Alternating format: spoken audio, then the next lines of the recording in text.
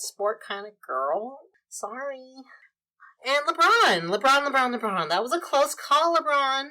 But Gareth Keegan came on stage half naked riding a training bull.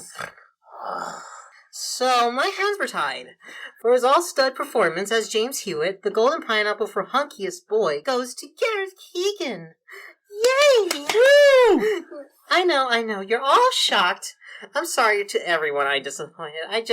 Shut up, it's my turn! Next up is Most Gratuitous Violence! Vanquish Infinite Twist the Misfits! Fuck you, blam, blam, blam, you're done! The real winner of the Golden Pineapple of the Most Gratuitous Violence is Evan Hansen for his constant, never-ending assault on my goddamn fucking eardrums! I like movies too.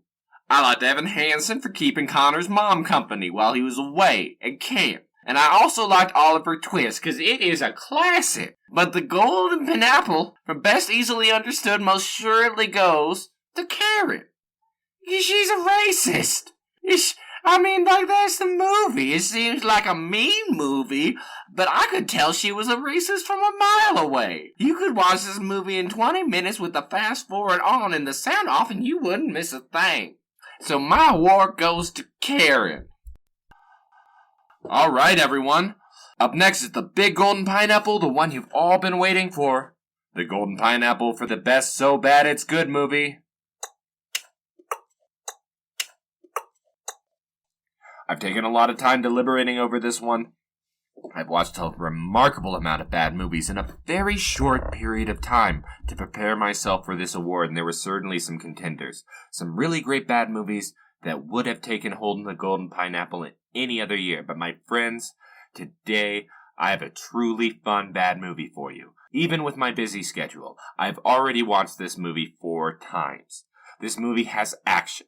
It has explosion. It has contrived plot devices, non-consequential storylines, demonstrably confused narrative, random violence. It has car chases through buildings. It manages to rip off almost every sci-fi movie that has come out in the last 2 decades, and while doing so, it always has fun, it's always dumb, it's always over the top, and it's never boring. The award for the 2022 Golden Pineapple for Best Bad Movie goes to the always enchanting, the never boring, Infinite with Mark Wahlberg. Woo! Woo! Hell yeah!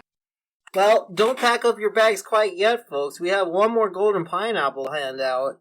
The Golden Pineapple for the most cringiest moment in a Golden Raspberry nominated movie goes to...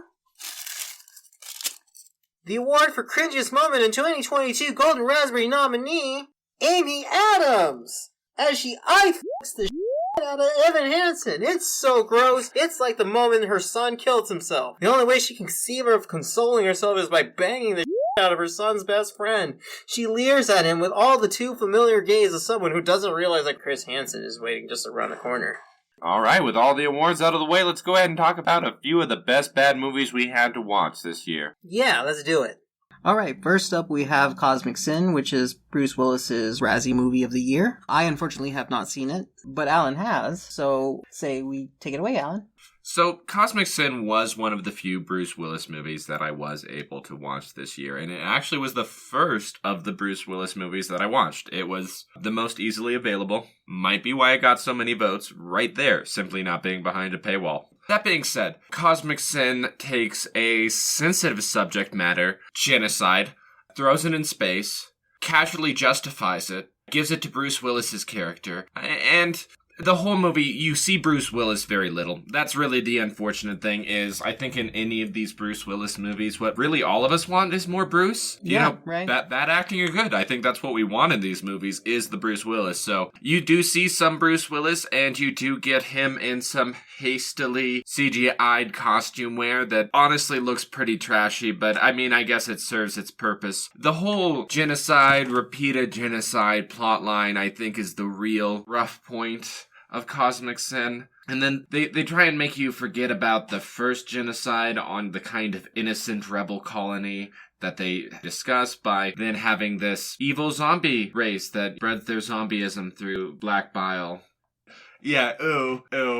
And Bruce Willis's girlfriend or wife ends up getting infected and becomes the head of the evil zombie people. And what? I mean, they tell you that, like, oh, they have no interest in peace. They only are interested in war. And I guess that justifies Bruce's bombing them. But the whole thing just runs really flat. It's a war movie and a sci-fi movie with few sci-fi effects and few actual on-screen casualties beyond the big bombings. By the time we're launching a Q-bomb at the evil aliens, they're just catching it with their hands. I wish I could say better things about this one, especially as it being the Razzie winner. You wanted Midnight in the Switchgrass to win, didn't you? I don't know, because Midnight in the Switchgrass is much better. It's also a very sensitive subject matter, so is this one. I don't know why all these Bruce movies have been such touchy subject matters. They've all been very on edge in that regard, and I just want to have a little bit more fun with it. I don't think it's Bruce on that part. I think it's more like edgy, young and up-and-coming film directors wanting to be punchy with their work. I hate it.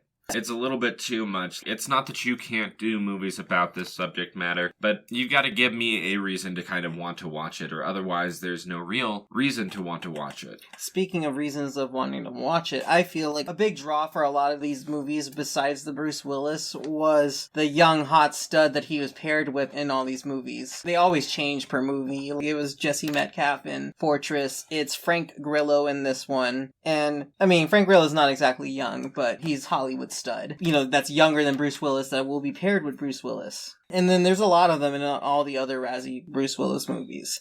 Was Fortress the corrupt drug one? Fortress was the one where they're trapped in like a prison. Oh, yeah. See, they just kind of start to run together. Yeah, they do. And that's kind of a part of the problem. But I guess one of the big reasons, you might want to watch these is because these are some of his last movies. In fact, He only has another 7 coming out. Fortress 2 is one of them. Just for the love of God, of course it is, Right. And maybe Fortress should have won the Razzie this year. Maybe. So besides Fortress 2, which has the subtitle Sniper's Eye. Fortress 2 Sniper's Eye. Yep. Oh, so that'll give it even more justification to be set 95% in a single room. Right, no doubt. For the love of God, though, if that's Bruce Willis in that room, that might actually be worth watching. Indeed. Apart from the Fortress, we have Vendetta, The Wrong Place, Die Like Lovers, and I should mention that we don't have exactly plot just yet. We just have the titles. Corrective Measures, Wire Room, White Elephant, and Paradise City. I'm glad that there's at least a few more Bruce movies coming out, Hopefully one of them might be a little bit more fun.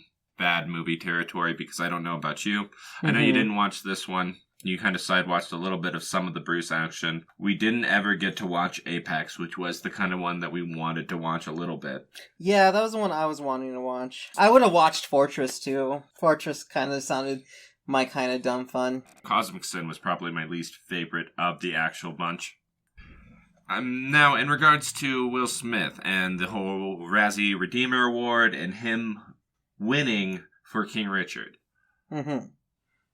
I was a little put off by King Richard just because I wanted it to be more of Vanessa and Serena's story, and it really, it is, but it isn't. It's focused on their father and how he guided them and drove them. When the real amazing story is the story of Vanessa and Serena Williams. Yeah. 2 sisters who not only did they both dominate women's tennis from the get-go, they redefined women's tennis and brought an interest to it. I feel like they were the image of tennis in general for a long time. They really brought women's tennis to the forefront. As a child in the 90s, all I heard about was Venus and Serena. The reason King Richard should have been about Venus and Serena Williams more than just the father is because their story was such an amazing one. Venus was the outset star, where she just was by far much more skilled than Serena, and I think anybody nowadays might be unfamiliar with the fact that Venus initially, for many years, was the better of the 2 sisters as far as performance, as far as actual competition went. Yeah. And Serena overstepped her. Mm-hmm.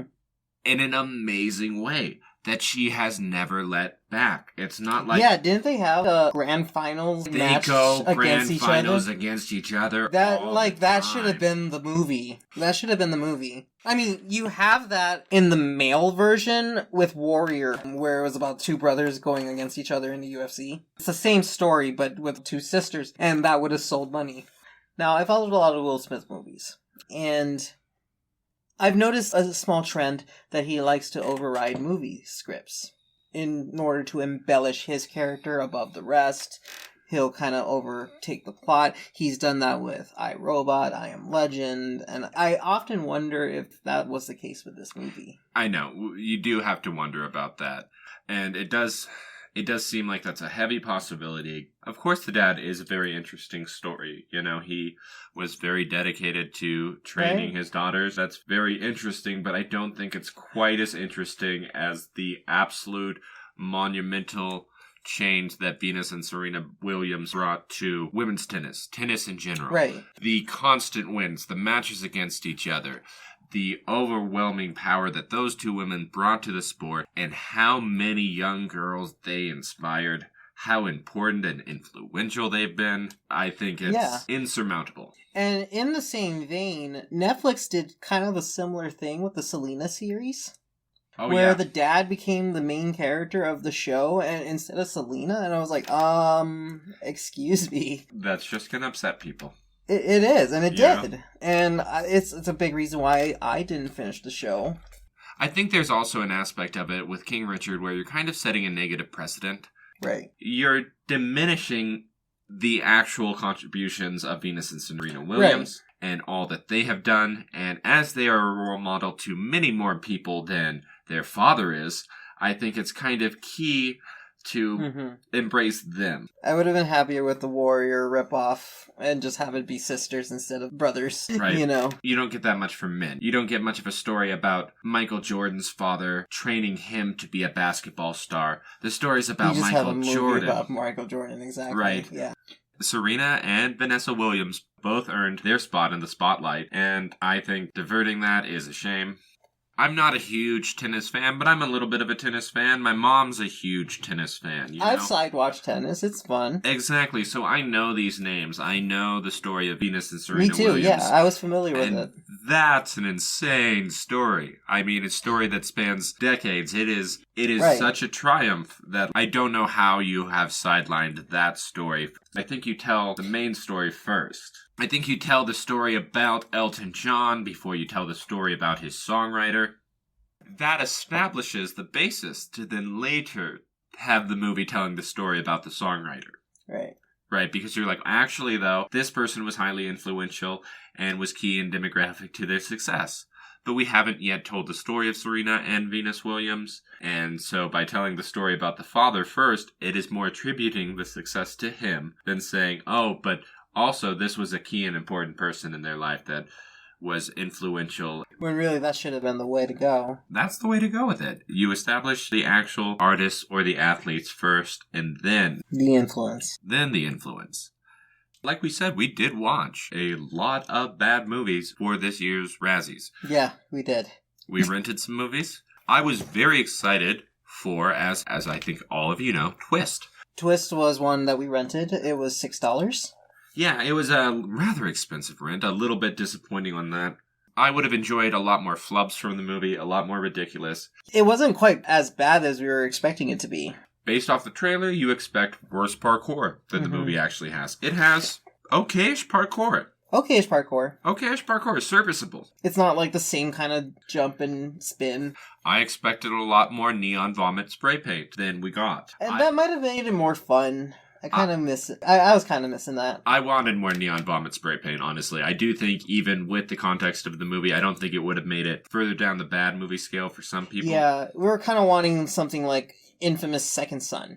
But it was honestly a good movie and a bit of fun. Not like a good movie, but a good bad movie. Yeah. It was a fun watch. It was a little bit of a ridiculous premise. I think the person who really elevated it... Yeah, the person that stole the show at the second half was Lena Headey. She played Cersei in Game of Thrones. She came into this. Her name's Bill. her name's Bill. Nohea pointed it out that it seemed like it was a role originally meant to be cast for a male lead, or for a male actor, and then found out that her name was Bill, and it's like, well, pretty sure that you're right. What I love about this role, and what I love about what Lena does with it, is she firmly cements herself as a female villain, and not just, oh, this is my female villain, this is how I do it, this is my style. No, she is coming to this role saying, I can female villain